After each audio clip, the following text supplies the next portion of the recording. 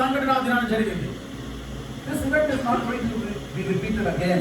గమనించండి, ఈ సంఘటన ఏదైతే జరిగిందో తిరిగి మళ్ళీ జరగదు. Whatever happened that day, ఆ దినాన ఏదైతే సంభవించిందో never happened again. మళ్ళీ ఎప్పుడు సంభవించలేదండి. It will not happen again. ఇంకా మళ్ళీ ఎప్పుడు సంభవించదు కూడా. I was married about 40 years ago. 40 సంవత్సరాల క్రితం నాకు వివాహమైంది. Hundreds of people came. వందల మంది వచ్చారు. Very good time and event. The Oh. boxing came. గొప్ప విందు. ఆ దినాన సోదరు భక్సింగ్ గారే వచ్చి వివాహం జరిపించారు. It was a grand wedding.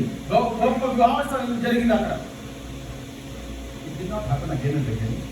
మళ్ళీ పెళ్లి చేసుకోవాలనుకున్నా జరగలేదు. మళ్ళీ ఒకే ఒక్కసారి అయింది. After the relationship began. 40 సంవత్సరాల బాంధవ్యం జరిగింది. Married life. 40 సంవత్సరాల వివాహ బాంధవ్యం.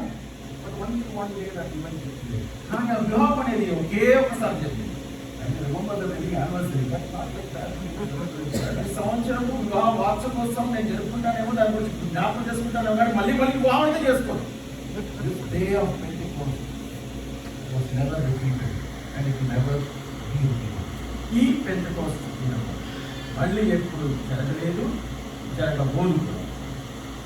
Now what is happening? Morning we heard some thoughts about what happened.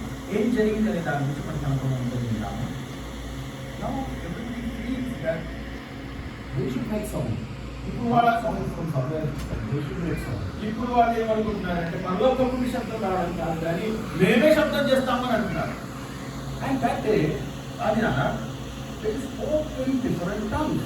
అనేక భాషల్లో వారు మాట్లాడారు. The word used here is they spoke with other tongues. ఇక్కడ రాయబడిన మాట ఏంటంటే వారు అనేక ఇతర భాషలో మాట్లాడారని చెప్పి. It was written, they spoke in other languages. ఇతర భాషల్లో వారు మాట్లాడారు అని రాస్తుంటే Better. బాగుండేది. There are more than 6,000 languages. 6,000 కంటే ఎక్కువ భాషలు ఉంటున్నాయి. They spoke in some language which others were able to understand. కాస్త గమనించండి, వారు ఒక భాషలో మాట్లాడారు, ఆ భాష అందరికీ అర్థమైంది. They spoke in a language which was present in this world, and they spoke that language, and others were able to understand very clearly, and they were able to say they are from our mother tongue. కాస్త గమనించి వారు ఒక భాష మాట్లాడారు, ఆ భాష ఈ భూలోకంలో అందరికీ అర్థమైనటువంటి భాష, ఆ భాష అక్కడ ఉన్న వారందరూ కూడా అర్థం And they చేసుకోగలిగారు. were talking about the wonderful things of God, wonderful works of God. దేవుని యొక్క ఆశ్చర్యకరమైన క్రియల గురించి వారు మాట్లాడుతూ They వచ్చారు. did not repeat the same sentence again and again, again and again, again and again. మళ్ళీ పదే చెప్పిందే చెప్తే రాజు వారు Others cannot understand what they are saying. ఎందుకంటే వారు మాట్లాడే ఇతరులకు అర్థం కాదు. But this is what is happening these days. 7 దినాల్లో జరిగేది ఇదే. Deception is happening. మోసము జరుగుతా ఉంది. One sentence again and again, again and again. ఒకే వాక్యము పదే పలుకుతుంటారు. They spoke about the wondrous works of God.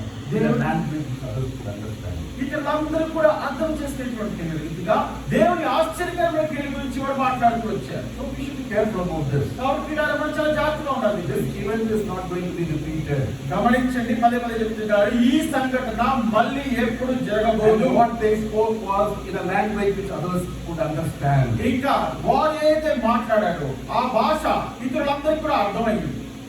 So in this situation, we read about 3 groups of people. ఈ సంఘటనలో మనం 3 రకమైనటువంటి ప్రజలు చూస్తున్నాం. One group I call it as a waiting group. ఒక గుంపు ఏంటంటే ఎదురు చూస్తున్న